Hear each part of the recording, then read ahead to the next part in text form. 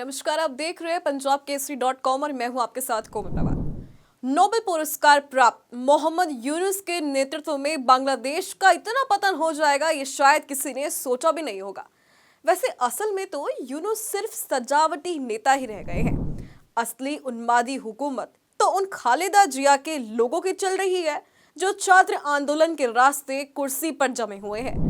यूनुस सरकार ने इस साल की स्कूली किताबों जिस तरह के बदलाव किए हैं, उससे लगता है कि भारत का ये पड़ोसी इस्लामी देश तालिबान की शरिया राह पर चलने को उतावला है।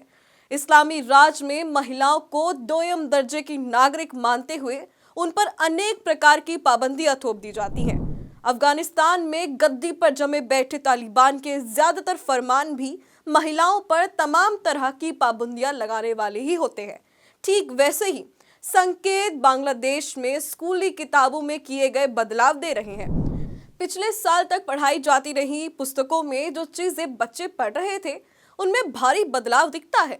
उदाहरण के लिए, अब तक बच्चों को पढ़ाया जाता था कि महिला और पुरुष समान है, लिंग भेद जैसा कुछ नहीं होता, दोनों में समानता होनी चाहिए। परंतु ताजा प्रकाशित पुस्तकों में महिलाओं को सिर्फ घर गृहस्थी के काम करने वाली दिखाया जा रहा है।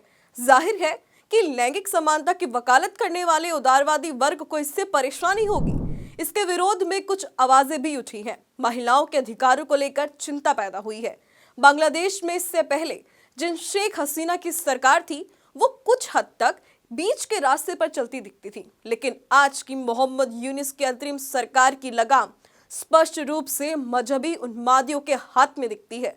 जाहिर है कि अब फैसले और नीतियां उनके हिसाब से तय होती हैं। सरकार के कामकाज पर उनकी सीधी नजर रहती है। इसी वजह से सरकार के ही विभिन्न सलाहकारों में खींचतान भी देखने में आई है। अब ये महिला पुरुष में भेद करने का सबक देने की बात भी बहस को जन्म दे चुकी है। महिला अधिकारों के परोपकार खासे नाराज हैं। बांग्लादेश से निर्वासित लेखिका तस्नीमा नसरीन तो कह भी चुकी है कि आज बांग्लादेश अफगानिस्तान की तालिबान हुकूमत की नकल करते हुए उसी रास्ते पर बढ़ रहा है। मोहम्मद यूनुस ने तस्लीमा नसरीन की इस टिप्पणी पर एतराज जताते हुए उसे बेबुनियाद बताया था, लेकिन स्कूली किताबों में आया बदलाव तस्लीमा के कहने को पुष्टि कर रहा है। उदारवादी सोच के बांग्लादेशी मानते हैं कि सच में उनका देश तालिबान की राह पकड़ रहा है।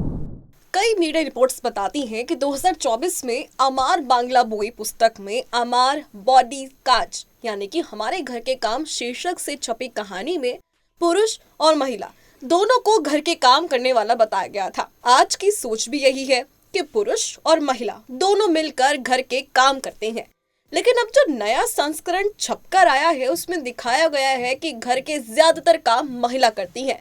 यह बेशक से एक रूढ़िवादी सोच ही है। इस पर सवाल उठाने वालों का कहना है कि बीते जमाने का ये सबक देकर यूनुस सरकार तालिबानी सोच दर्शा रही है।